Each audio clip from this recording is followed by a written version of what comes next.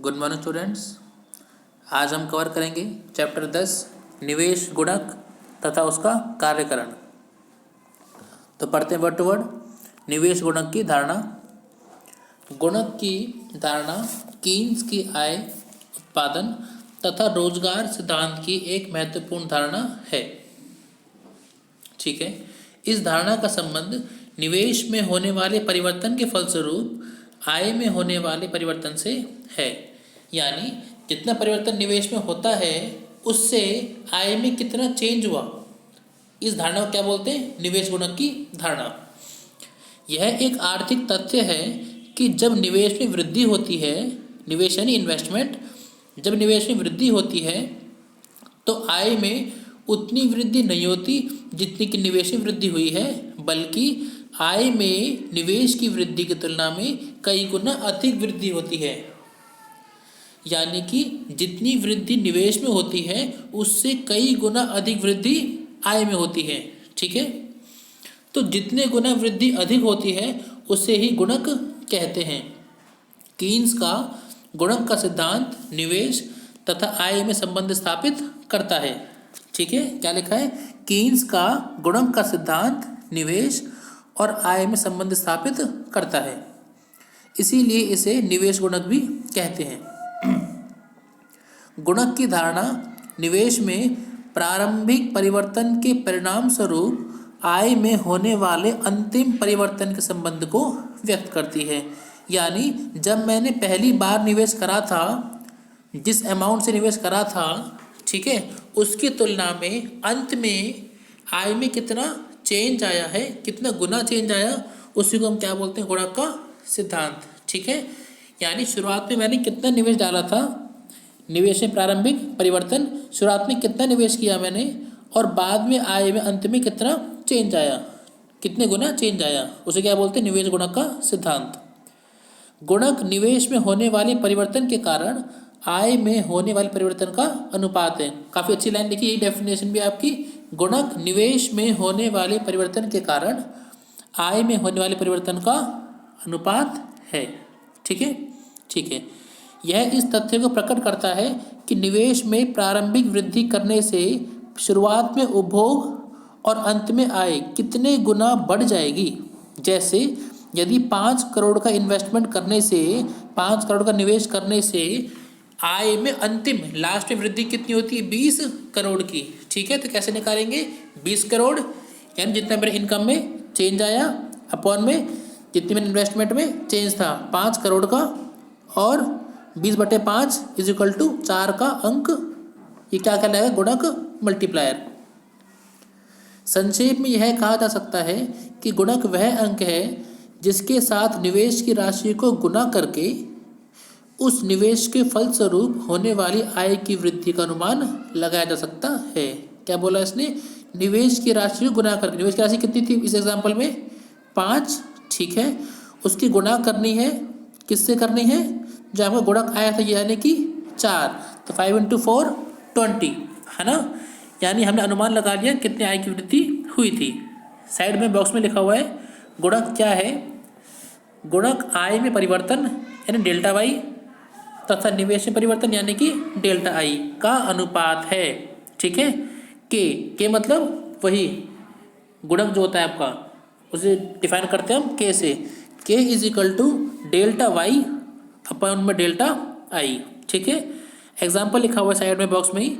अगर निवेश में 15 की वृद्धि के फलस्वरूप आय में 60 की वृद्धि हुई है, ठीक है, तब इसका अर्थ है कि निवेश में वृद्धि के फलस्वरूप आय से 4 गुना, आय में 4 गुना वृद्धि हुई है, या डेल्टा आई को 4 से गुना करके यह डेल्टा वाई के बराबर होता है। अतः गुणक आपको कितना है? 4। यानी के कैसे निकालते हो? डेल्टा वाई, वाई में कितना चेंज आया था आपका?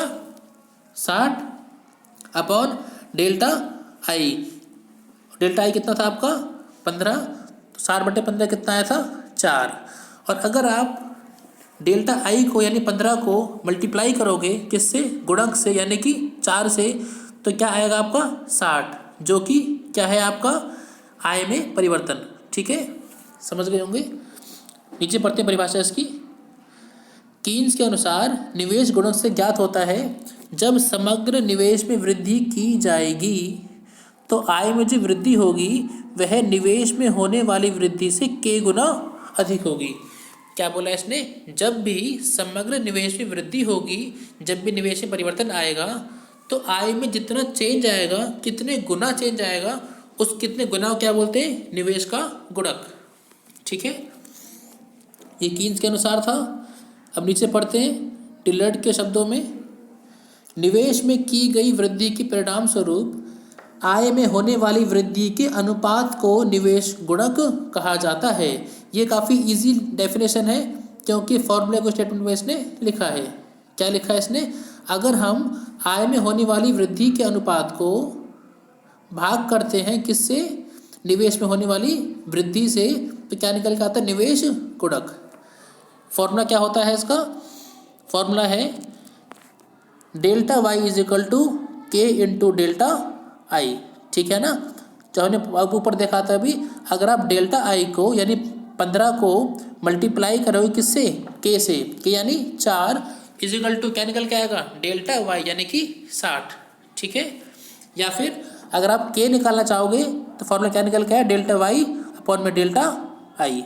ठीक है, change in income upon change in investment. ठीक है जी, इससे एक एग्जांपल से भी समझ सकते हैं हम। मान लीजिए भारत सरकार ने 100 करोड़ रुपए का गांवों में रोजगार बढ़ाने के लिए निवेश किया था।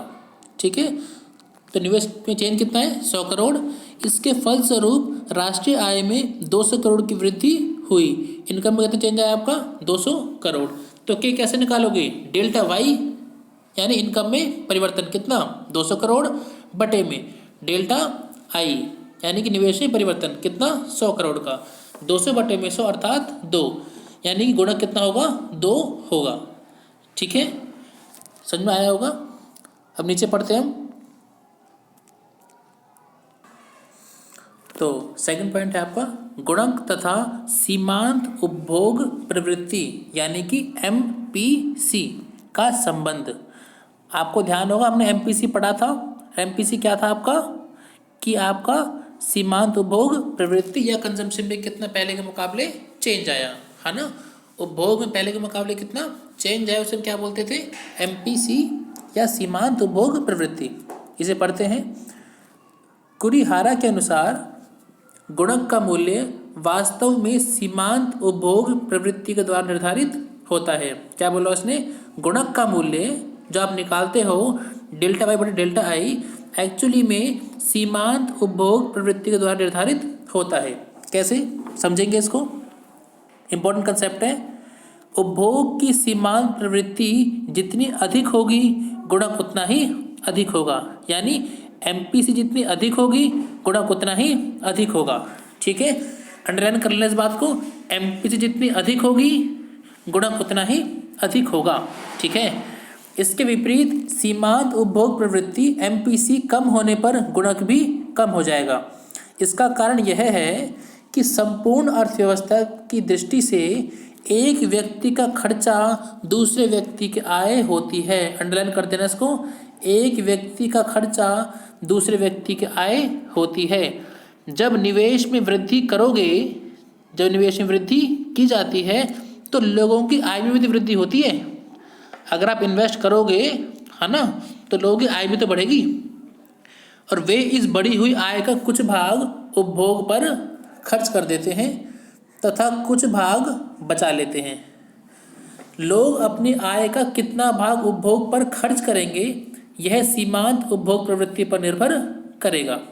यदि सीमांत उपभोग प्रवृत्ति अधिक है, यानी लोग अधिक खर्च कर रहे हैं, तो वे आय का अधिक भाग उपभोग पर खर्च करेंगे और उपभोग पर किए जाने वाले खर्च के फलस्वरूप कुछ अन्य लोगों की आय में वृद्धि होगी। देखो, अगर हम पैसा खर्च करेंगे, ठीक है, अगर हम कोई सामान खरीदते हैं या मैंने कोई पैसा कहीं इन्वेस्ट करा है, तो अगर हम कहीं पैसा खर्च करते हैं तो उससे सामने वाली आय में वृद्धि तो होगी, है ना। ये तो है ही। अगर हम खर्च करेंगे तो किसी के सामने वाली आय में तो वृद्धि होगी ही होगी। ठीक है, तो आगे पढ़ते हैं। वे भी इस बढ़ी हुई आय में से कुछ भाग उपभोग पर खर्च करेंगे, यानी जो मैंने पैसा खर्च करा सामने वाले की वो इनकम बढ़ गई उससे, तो वो भी इस बढ़ी हुई आय में से कुछ भाग उपभोग पर खर्च करेंगे। इसके फलस्वरूप अन्य लोगों की आय में भी वृद्धि होगी। जब वो खर्च करेंगे तो किसी और की आय में वृद्धि होगी, और यह प्रक्रिया तब तक चलती रहेगी जब तक उपभोग का खर्चा शून्य नहीं हो जाता। ठीक है, ये प्रक्रिया तब तक चलेगी जब तक उपभोग का खर्चा आपका शून्य नहीं हो जाता। इस प्रकार निवेश में वृद्धि होने से आय में केवल उतनी ही वृद्धि नहीं होती जितनी निवेश में वृद्धि हुई है, बल्कि आय में अंतिम रूप से प्रारंभिक निवेश की तुलना में कई गुना अधिक वृद्धि होती है। आय में अंतिम रूप से प्रारंभिक निवेश की तुलना में कई गुना अधिक वृद्धि होती है। आप निवेश जितना करते हो उससे कई गुना वृद्धि होती है आय में। इस वृद्धि का मूल्य अर्थात गुणक सीमांत उपभोग प्रवृत्ति पर निर्भर करता है। जितना आप कंजम्पशन ज़्यादा करोगे, जितना आप खर्च अधिक करोगे, उतनी सामने वाले की इनकम बढ़ेगी। अगर उसकी इनकम बढ़ेगी तो वो भी खर्च करेगा, उससे किसी तीसरे की इनकम बढ़ेगी। ठीक है ना, और ये प्रक्रिया आपकी चलती ही जाएगी। तो सीमांत उपभोग प्रवृत्ति का आकार जितना अधिक होगा, आय में वृद्धि उतनी अधिक होगी और गुणक का मूल्य भी उतना ही अधिक होगा। ठीक है, क्या बोला इसने, एमपीसी जितना अधिक होगा आय में वृद्धि भी उतनी ही अधिक होगी। आय में वृद्धि जितनी अधिक होगी तो गुणक का मूल्य भी उतना ही अधिक होगा। इसीलिए कह सकते हैं कि गुणक और सीमांत उपभोग प्रवृत्ति का प्रत्यक्ष संबंध है। ठीक है, अंडरलाइन कर लेना इसको।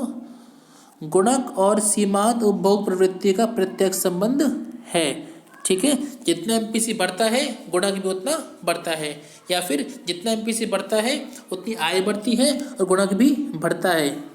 वास्तव में गुणक का मूल्य सीमांत उपभोग प्रवृत्ति पर निर्भर करता है। सीमांत उपभोग प्रवृत्ति एमपीसी जितनी अधिक होगी, गुणक का मूल्य भी उतना ही अधिक होगा। इनके संबंध को इस समीकरण से हम लोग दिखा सकते हैं। के यानी गुणक is equal to delta Y upon में डेल्टा आई। ठीक है, इसको ध्यान रखना, ये आपका फॉर्मूला है और इम्पोर्टेंट है, सवाल को सॉल्व करने के लिए काम आएगा। ठीक है, अच्छा अब थोड़ा और ढंग से पढ़ते हैं इस फॉर्मूले को। हम जानते हैं कि y is equal to C plus I होता है, बिल्कुल हम तो जानते हैं, है ना।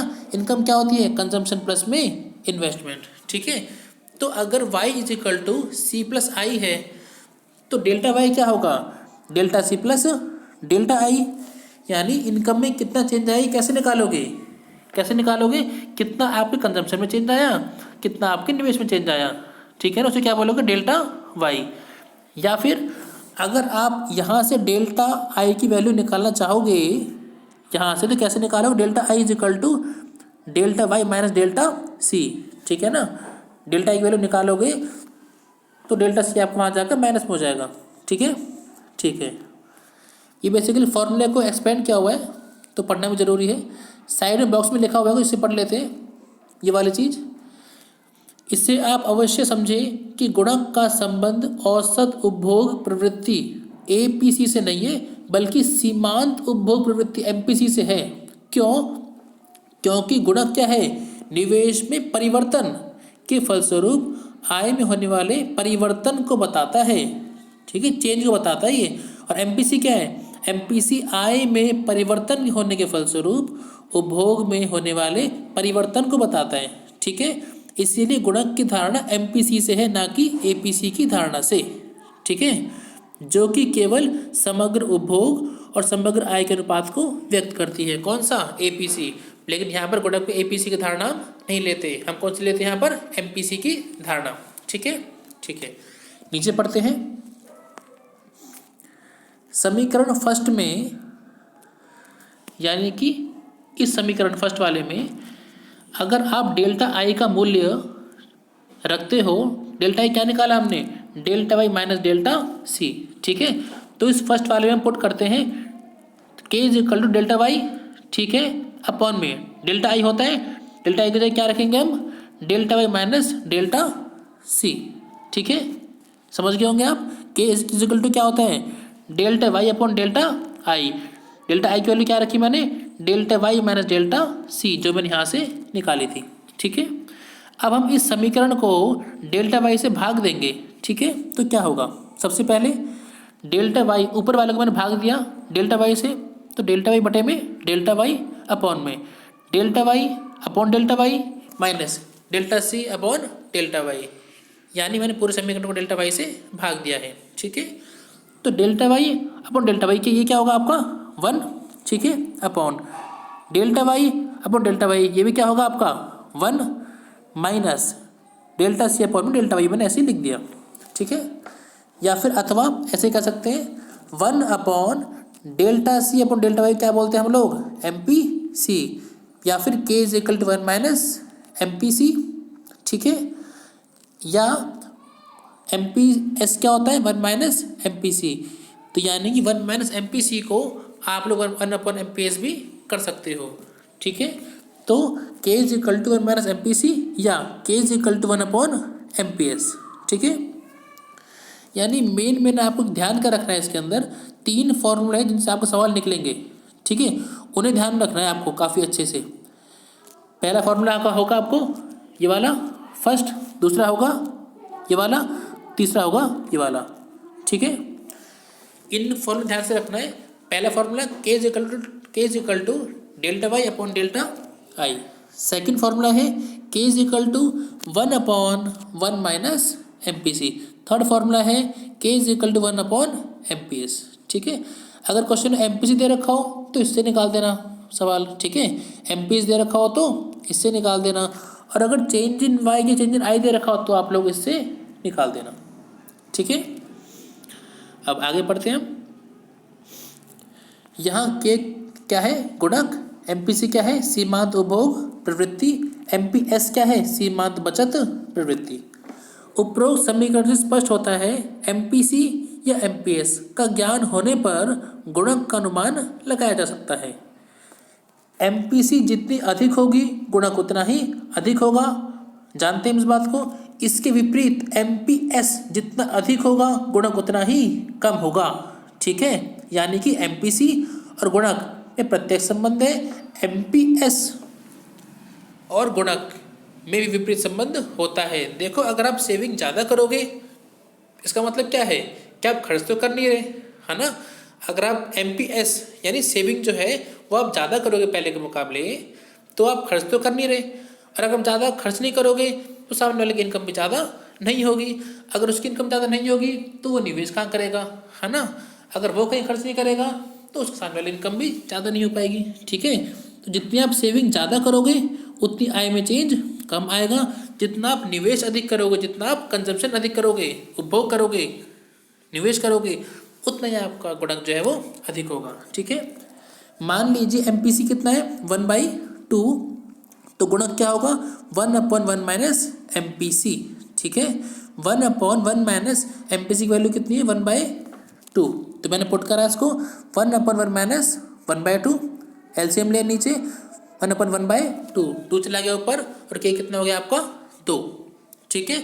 यानी अगर हम हाफ एम पी सी हमारा, ठीक है, जो हम कंजम्पशन करते हैं वो उसमें चेंज कितना आता है हाफ 50%, तो इनकम में कितना चेंज आएगा आपका 2 गुना, ये इसका मतलब हुआ, ठीक है। साइड में है नोट करें, एक व्यक्ति द्वारा किए गए उपभोग या व्यय दूसरे व्यक्ति की आय बन जाती है, बिल्कुल ठीक है। अतः व्यय अर्थात उपभोग प्रवृत्ति जितनी अधिक होगी, लोग जितना खर्च करेंगे उतनी ही आय सामने वाले की अधिक होगी, अर्थात गुणक का मूल्य भी उतना अधिक होगा, सिंपल शब्दों में, ठीक है।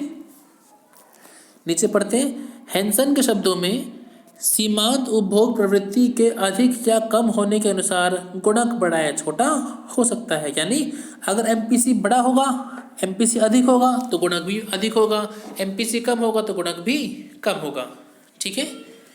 नीचे टेबल पढ़ते हैं हम इसकी। सीमांत उपभोग प्रवृत्ति के अलग अलग मूल्यों पर गुणक के आकार को तालिकाबंद द्वारा दिखाया गया है। एमपीसी का फॉर्मूला क्या होता है delta C upon delta Y, हम लोग जानते हैं, ठीक है। और के क्या होता है 1 अपॉन 1 माइनस एमपीसी, ठीक है।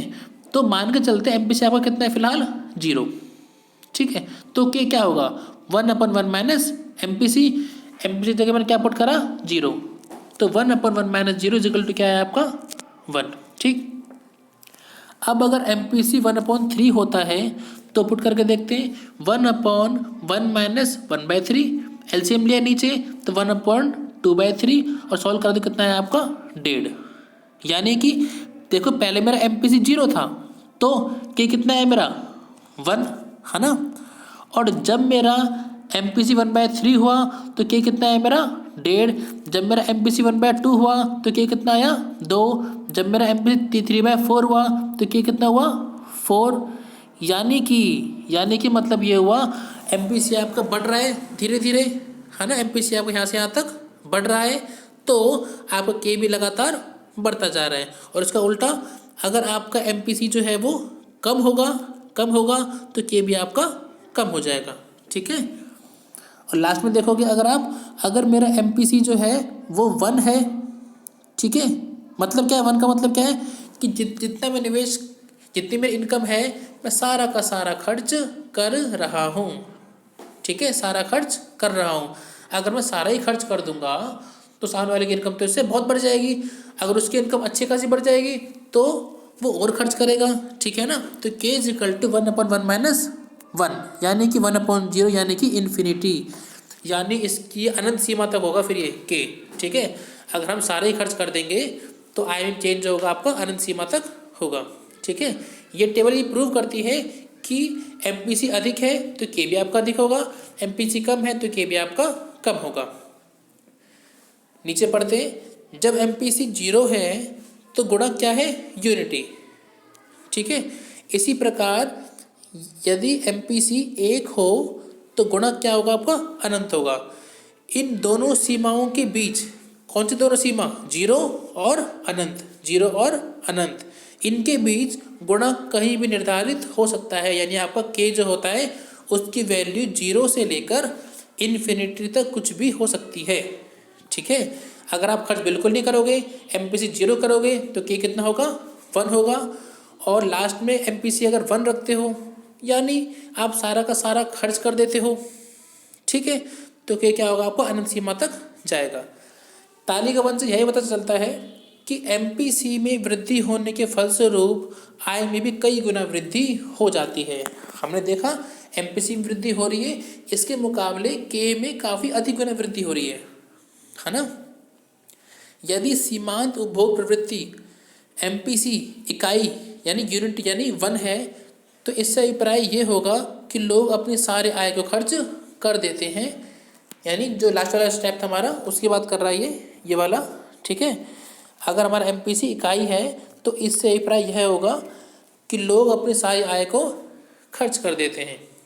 निवेश में प्रारंभिक वृद्धि होने के कारण आय में होने वाली यदि सारी की वृद्धि खर्च कर दी जाए तो MPC क्या होगा आपका इन्फिनिटी। MPC अगर 1 है तो गुणक क्या होगा आपका इन्फिनिटी। यानी अगर लोग सारे के सारे आय को खर्च कर देंगे तो इनकम कितनी बढ़ेगी, कितने गुना बढ़ेगी अनंत सीमा तक, है ना। इसलिए क्या होगा आपका इन्फिनिटी। ठीक है, अब नीचे पढ़ते हैं।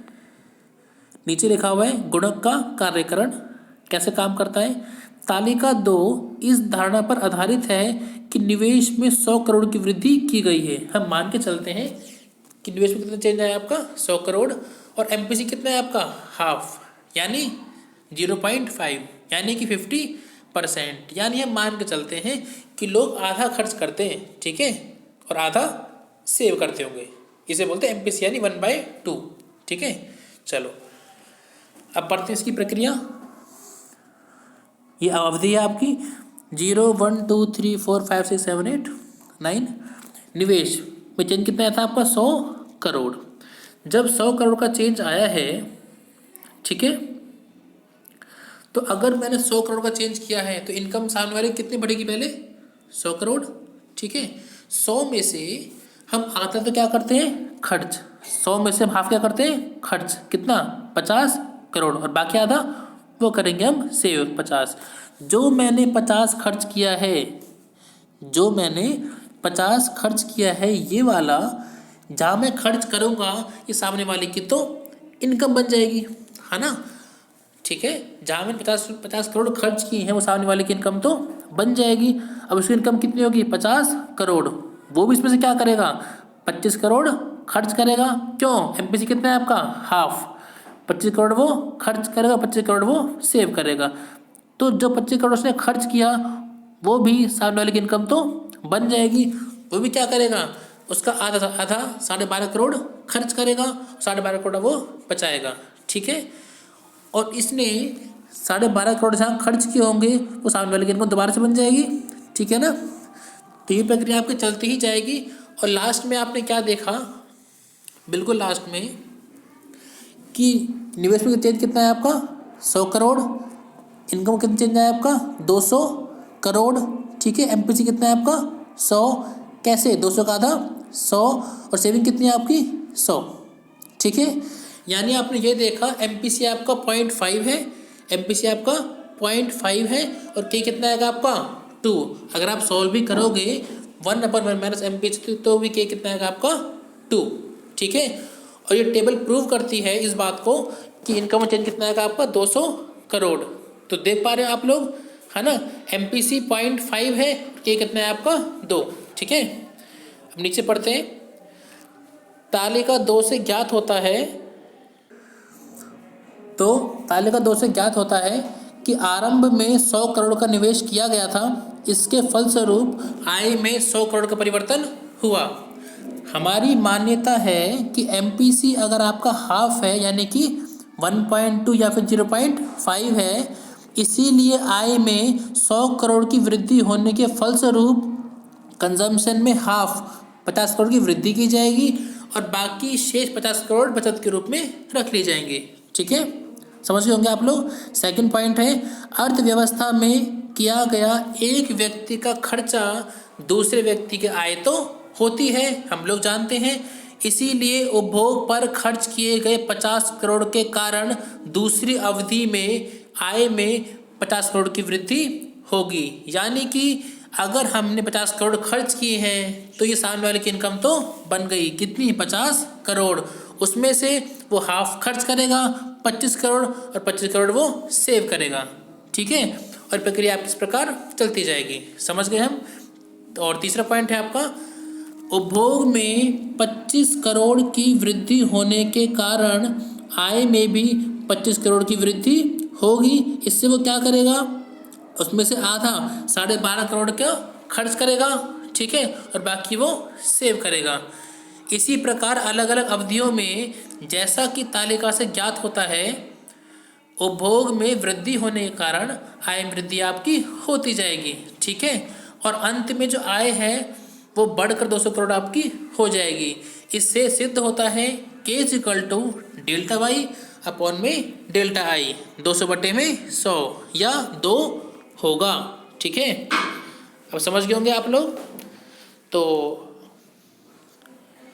और साइड में बॉक्स में लिखा हुआ है, यदि सारी अतिरिक्त आय अतिरिक्त उपभोग पर खर्च कर दी जाए तब गुणक का मूल्य क्या होगा?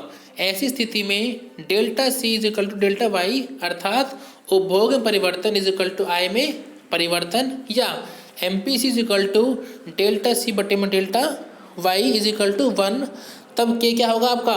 1/1 माइनस एमपीसी, यानी 1/1 माइनस 1 यानी 1/0 यानी कि इन्फिनिटी। मैंने तो बताया था आपको, अगर आप सारा पैसा खर्च कर दोगे तो ये कितने गुना मल्टीप्लाई होगा? अनंत सीमा तक, है ना। ठीक है। अगर आप सारा पैसा खर्च कर दोगे तो इससे तो आय में परिवर्तन काफ़ी ज़्यादा हो जाएगा। ठीक है। उम्मीद कर रहा हूँ आपको समझ में आए होंगे सारे कंसेप्ट जो है। इसका लास्ट कंसेप्ट बचा हुआ है। ठीक है। गुणक प्रक्रिया, और काफ़ी आसान है। इसको हम अगली वीडियो में कवर करेंगे। आप इस वीडियो को मल्टीपल टाइम देखना, रिवाइज करना। कोई डाउट हो तो बेटा मुझसे पूछ लेना। ठीक है। चैप्टर काफ़ी आसान है, इम्पोर्टेंट है, तो रिवाइज करते रहे। और हम फिर मिलेंगे अगली वीडियो में इसके नए टॉपिक के साथ। तो ओके बच्चों, थैंक्स।